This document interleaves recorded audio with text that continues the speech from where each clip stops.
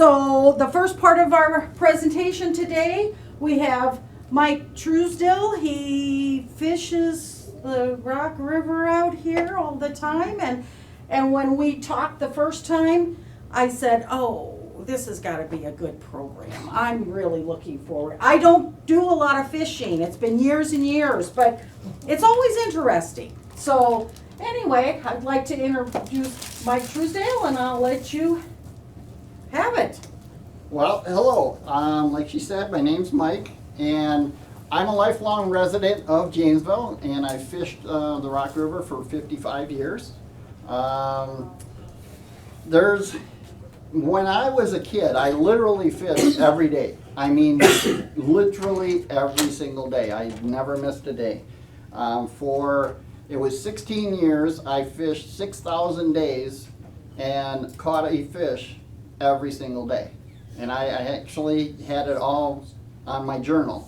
So I actually did fish and catch 6,000 fish in 6,000 days without stopping. I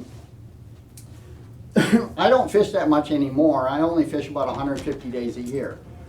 So, you know, I've cut back. Life kind of got in the way. You know, you get married and, you know, that kind of stuff. When I was in elementary school,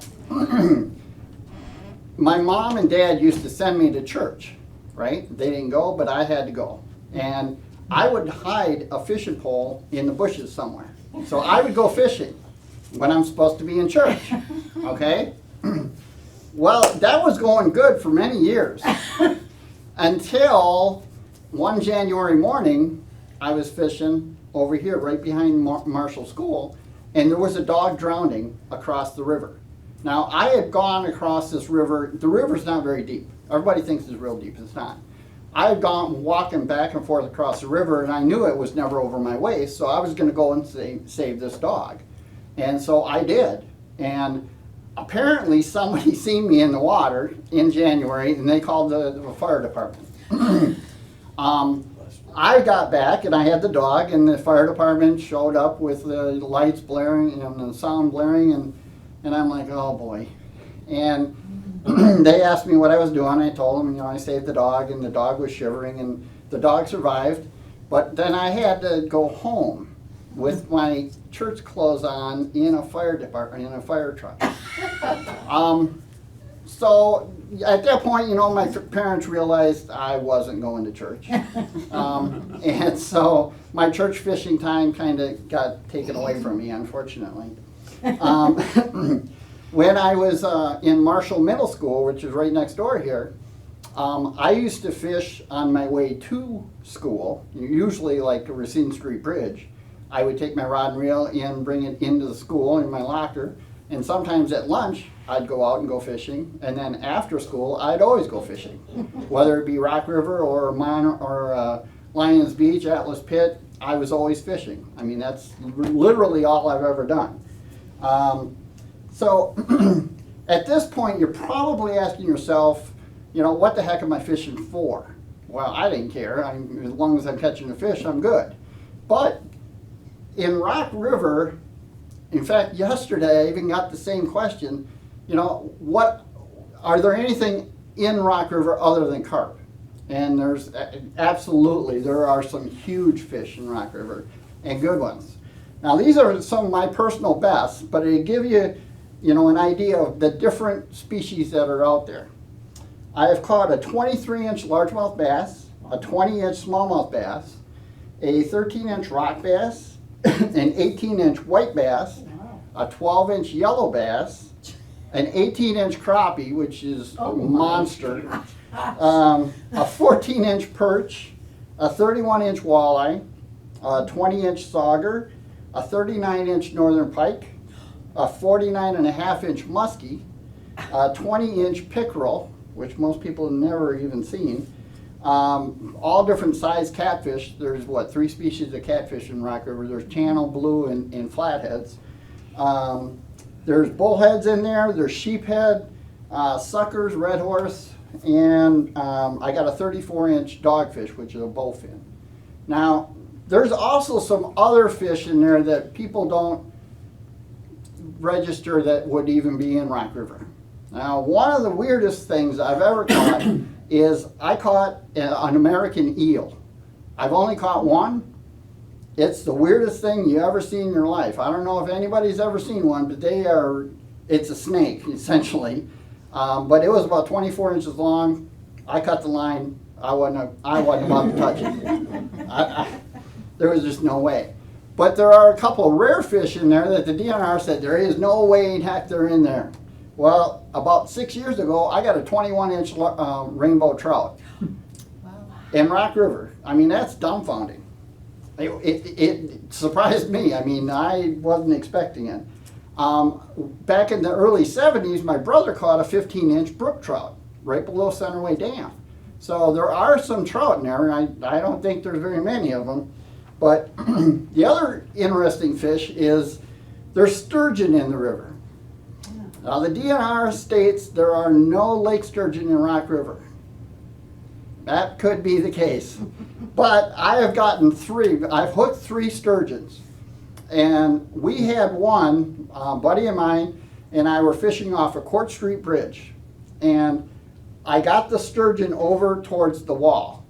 And we marked on the wall, you know, where the distance was. And I lost it, it broke the line, because I only had 8-pound test line. But we went down and we measured that. It was 80 inches. Now, I know that all the other sturgeon species don't get to 80 inches. Only the lake sturgeon get that big. So, you know, I told the DNR and they're like, no way. And I'm like, okay, well, you know, I've had 3 of them about the same size. So I know there's something in there. Anyway, the Rock River is about 299 miles long. I mean, everybody here thinks of, you know, just what's in Rock County or Wisconsin, but it actually goes all the way through Illinois and dumps into the Mississippi River. The river is known as the Sinisippi by the Sauk and the Fox Indians, which means rocky water. Now, everybody thinks, because of the color of water, that it's really muddy, it's a nasty river, and it's not. It's not at all. In fact, the river is all rock.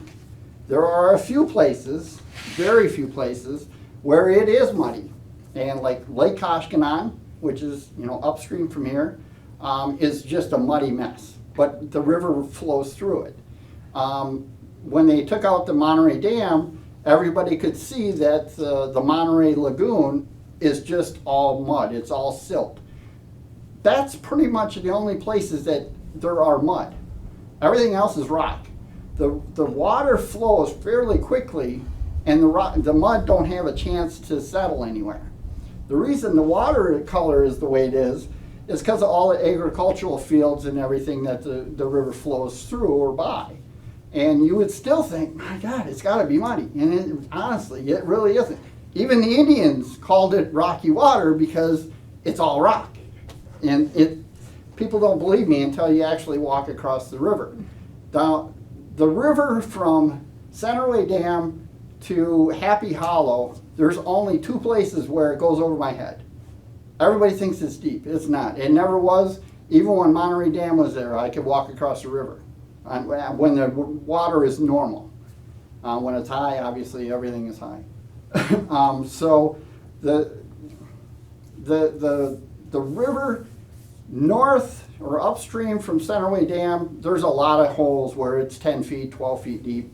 And down by from Happy Hollow to Beloit, there's a few holes in there that are, I think 8 or 9 feet deep is all I found, but there's not a lot.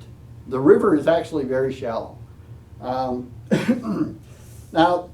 the people that fish the river, for the most part, are fishing walleyes. Almost everybody fishes walleyes, especially in the spring, but they fish walleyes all year long in the river. I'm not a big walleye fisherman, but I can catch the heck out of them, even though I don't consider myself a walleye fisherman. I like bass, muskie, and northerns. That's my forte, that's what I love fishing, and I can catch the heck out of them. But the walleyes in the spring all run upstream, like everybody knows, and so the Centerway Dam and the Jefferson Dam are fantastic walleye fisheries. You can catch I go to Jefferson Dam all the time in the spring, and there's got to be thousands of walleyes that are stacked up below the dam and go down about a mile, and there are walleyes everywhere in there. There's also a lot of white bass that come up there from Lake Koshkonong. And there is a gentleman, and he's there every single year, and he's fishing white bass, and he's got 2 flies on line, and he has got a system down that he literally will put his line in the water. He'll get 1 or 2 white bass on that line. He goes up over his head. His kid takes the fish off, puts them in a cooler, and he goes like this. And he does this all day long. And I'm not lying. He does this all day long. There's no limit on white bass. And this man has these huge coolers, and he fills them. You know, I'm hoping he's using them, you know, as food, but you know, the man is good. He knows he's got a system down really, really well. The smallmouth bass that are in the river there's no real big size of smallmouth bass, but there are a lot of smallmouth bass. I mean, thousands and thousands and thousands. To catch those, all you have to do is find a current break somewhere. Right outside here, with the walls, there's always, you know, a rock that sticks out a little farther or something like that. I could almost tell you exactly how big that smallmouth bass is behind that rock or whatever, because I know I've caught them all. I literally know I've caught them all. Now, the crappies, there's a lot of crappies and bluegills in there, but nobody hardly ever fishes them. Now, some people fish the crappies.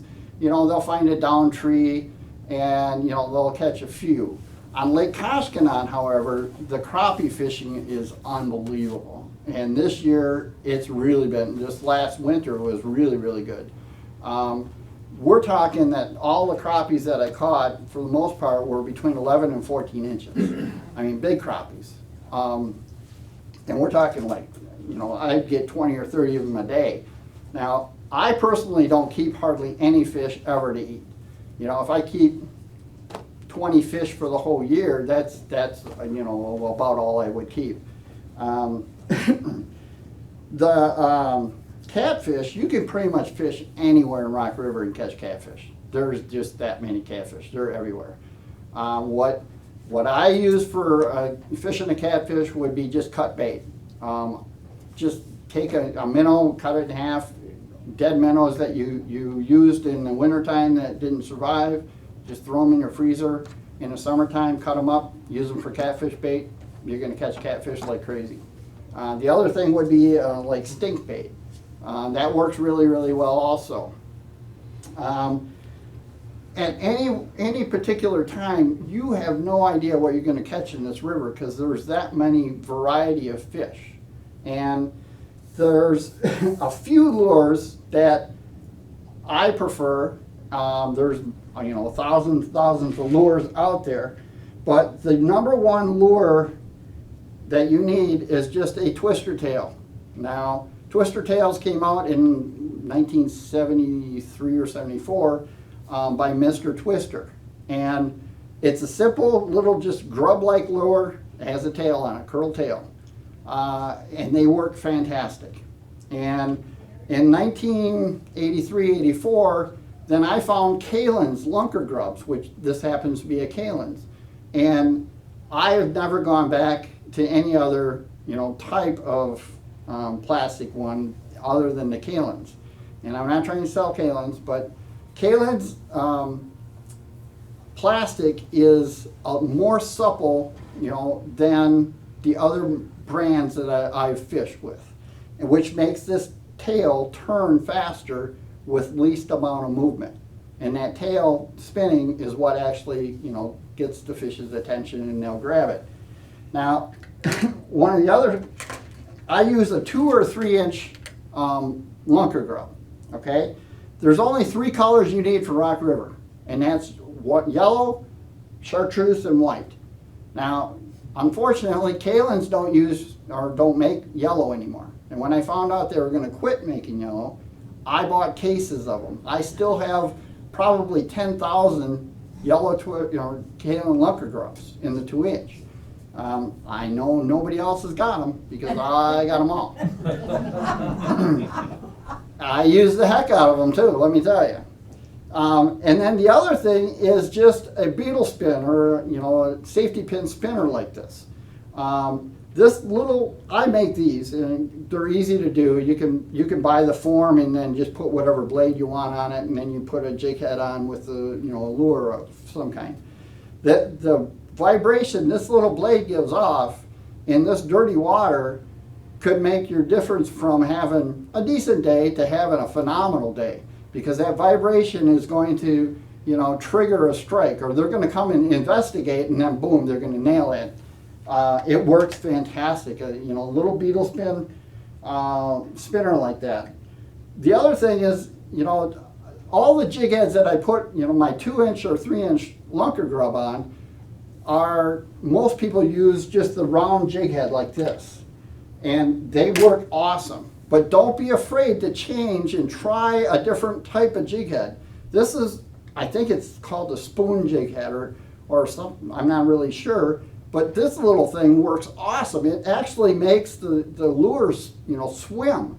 And there are like football heads that make, have a different action for your lure. So don't be afraid to experiment. There's a lot of different things out there. Now the other lure that I have in every one of my tackle box that came out about 5 or 6 years ago, and this is called the Kalin's Jerk Minnow. And these jerk minnows are the bomb. I mean, these things are awesome. They come in 2 different sizes, and you can rig it either on a jig head like this or just make it weedless. In fact, this one's got teeth marks all over it. These things will catch bass and walleyes like nobody's business. And all you have to do is jig it and let it die, and jig it and let it die. And with this weedless one, just put a sinker, about 18 inches up from the lure. When you jig it, then it kind of flutters, and walleye has to hit it. I mean, it's just triggers in their brain that they have to hit it. And since these came out 5 years ago, these are dynamite lures. You cannot go wrong with the jerk minnow.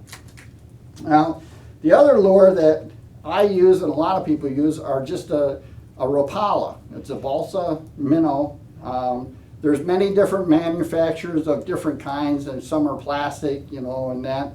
They all work kind of similar. Some have a little bit different wobble. I prefer the Rapala because they run true in the water right out of the box. You don't have to monkey with the eye and try to get it to go right. There's 3 colors that I use: the blue and silver, black and silver, and a perch color. That's the only 3 I use. There's different sizes that I use for different fish, but you can be casting, a 2-inch Rapala, hoping for the bass that you probably know is behind that rock, and end up with a 36-inch muskie. You don't know. In Rock River, you literally don't know. The Kalins are, I didn't know this when I first started using Kalins, but they're actually manufactured in Fort Atkinson, Wisconsin. So they're kind of supporting the local business, which is kind of nice. The other thing people use, obviously, is live bait. Now, I honestly have not used live bait since 1974 when I found a twister tail. I literally have not used live bait except for on a tip-up when I'm ice fishing. That's the only time I use the live bait.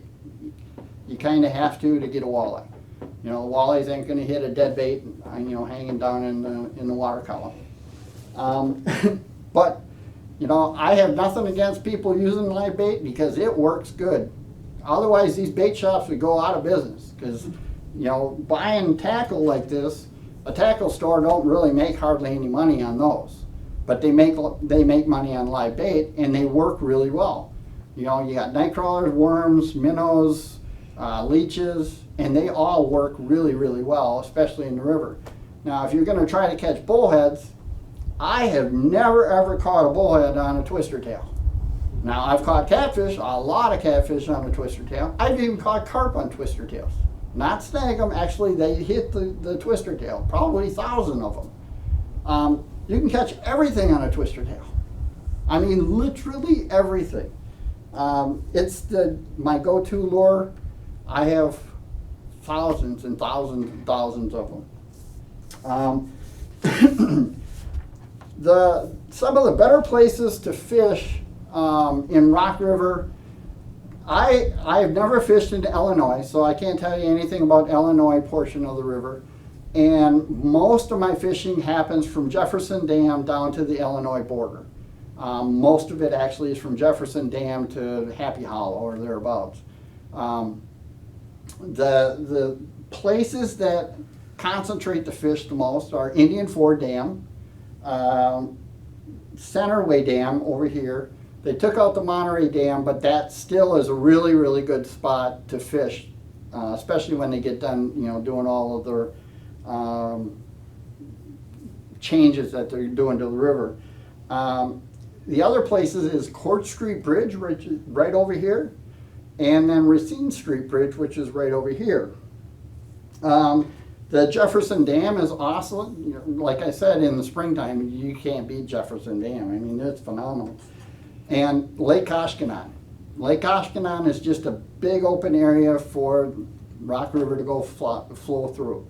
And in Lake Koshkonong, there is everything. But the water is really shallow. I was there last weekend, and I only found one spot that was over 3 feet of water. Everything else was 2 feet of water or less.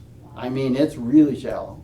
And that's the way it is in the wintertime, too. Now, I don't know if any of you guys go out there ice fishing, but there's very few places where you have more than like 18 inches of water under the ice. Almost never. Excuse me, Centerway Dam is good fishing all year long, but it really shines in the springtime with the walleye run. This year it was even better than normal because all the walleyes came up from Beloit area and all the way up and went past where Monterey Dam used to be, and they really concentrated this year, like right below the dam and down to where Milwaukee Street Bridge was. And I mean, I never seen walleyes concentrated that well in this part of the river ever. Now, I caught a 6-pound walleye, and on that same day, I witnessed 10 10-pound walleyes caught. Everybody released them, which was, I appreciate the sportsmen doing that. But I witnessed 10 10-pound walleyes caught this year at the Centerway Dam, and it was unreal. The walleye fishing this year was phenomenal.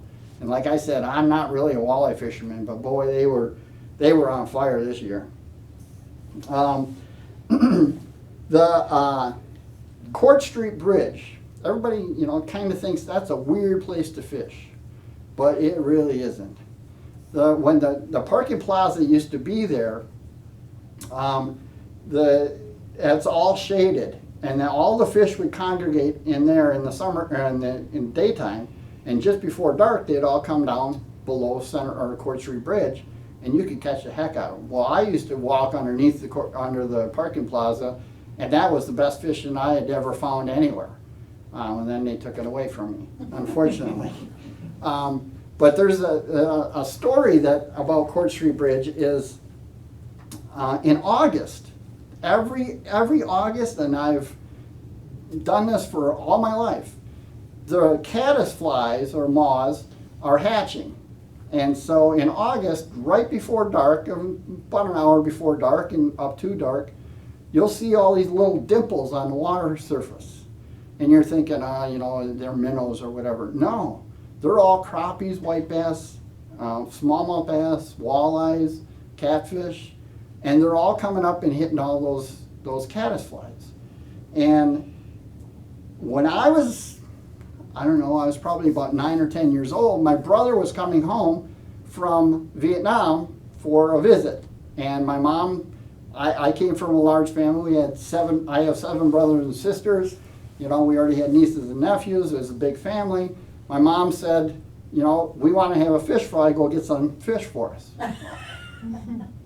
Don't need to tell me twice. So that was at 9 o'clock. I got over to the Court Street Bridge because I knew I could catch the heck out of fish there. And by 1 o'clock, there was a phone booth right there at Court Street Bridge, and I had to use the phone booth. And I called home and said, I can't carry this stringer. I can't even hardly get it up off the wall. You know, I have to have my brother come and help me. I had a 15-foot stringer, and it was so heavy, I could not pick it up. It took two of us to pick it up because I don't even know how many crappies and catfish and walleyes. I had a 15-foot stringer full of fish. And then I had to go and fillet them all, you know. But we had one heck of a fish fry, and my family loved it. You know, I never went over my limit. I always stayed within my limit, even when I was a kid, you know, but the fishing in the river is really, really good. Now in Koshkanon, in the wintertime, you know, you get walleyes and crappies, and they're a little more concentrated, at least the crappies and bluegills are. This last winter, me and a buddy fished 3 or 4 days a week up on Koshkanon, and we were in about 18 inches of water if there was no ice. And so under the ice, there was only about 6 or 7 inches of actual water. And you're thinking, there ain't no way in heck there's anything there. We were probably catching 30 or 40 crappies that day that were between 11 and 14 inches. And we weren't alone. There was about 30 other guys there, and all of us were catching the same number of crappies and the big bluegills. We're getting 10, 11-inch bluegills. And, you know, most all of us were letting all of them go, you know, as soon as we caught them. But you wouldn't think in 6, 7 inches of water, actual water, there would be any that kind of fish, but there were. And I even got a 36-inch northern, and we had a heck of a time to turn that fish to come up the hole, but I got a 36-inch northern in about 6 inches of actual water. And I mean, Koshkanon's a really good lake to fish, but it's really super shallow. The one thing that people need to understand, and I've learned out of the river, is how to read the water. You know, everybody knows about an eddy, you know, where the current changes and goes backwards. And that's fantastic fishing. But there's also parts of that eddy that are better than others. The current break, or the current break, where it's actually the water's going this way and then it's turning and going this way, the fish are lined up right on that break, waiting for that minnow or whatever to come downstream. They're going to go out, nail it, come back into the calm water. That everybody understands. There's a couple of things. You'll look out in the water and you'll see the water boiling or you know, being turbid, even though everything else is flat. Well, you know, they don't realize, okay, there's something on the bottom making that water change. And wherever that is, I can almost guarantee you there's a fish behind that or in front of that. And if there's a big boulder out in the water, people can see the eddy behind the boulder. And everybody casts to the back of that eddy, you know, back of that boulder. And they catch fish, I catch fish. But they don't understand is right in front of that boulder, the water is either coming up over it or going around it. There's a dead spot right in front of that, of calm water, or fairly calm. Fish are laying right in front of that boulder. And if you can cast all you want behind that boulder, and you're going to catch whatever's back there, but you're never going to catch the one that's in the front of it. So you need to fish in front of the boulder and behind the boulder. And it don't matter if it's a boulder, if it's a tire, if it's a bicycle that's out there, whatever, because there's a lot of bicycles. I've caught several. And I even caught a Corvette hood off of Racine Street Bridge. So there's a lot of things in there. But anyway, the fishing in Rock River is really, really good. It really is. I hope that you know, I've given you a little bit of knowledge on it. I hope you go out even today and consider going fishing, because you know it's a lot of fun. You can have a lot of fun. You can catch a lot of fish. The fish are safe to eat in the river, even though people think, oh my God, it's not. But it works out really well. So, No, and nobody pay attention to his third arm. third arm. I'm just kidding about the bad water. Oh, okay. So, Is any questions for Mike? yes. So I noticed there's a lot of snags that Yes. you can get yourself into. Yep. Debris and Yep. that you described, and down trees and branches. How are you able to avoid that best of all? Are there certain areas to fish where you find less debris, or? Well, the fish are always generally going to be by that debris, unfortunately. I have learned how to get out of it a little better than normal. You know, there's a way of flicking the line and that undoes the hook.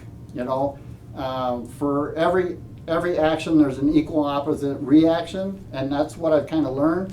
Is that if your lure is hooked this way and you pull and then you release it really fast, then that lure goes backwards, that hook comes out and you can reel it back in.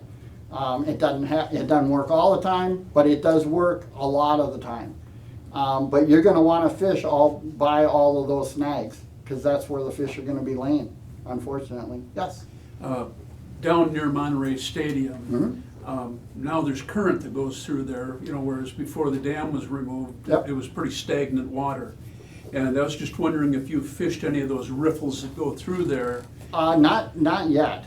I wish the DNR would dig a channel for that water, because right now it's kind of like a delta. Yeah. It's just all everywhere. So right now, I don't know how many fish are even in that section of the river. There's one deep hole across from Monterey Park there that's about 10 foot of water. It used to be 10 foot of water. I know that's really good fishing. I mean, the catfish line up in that thing like crazy.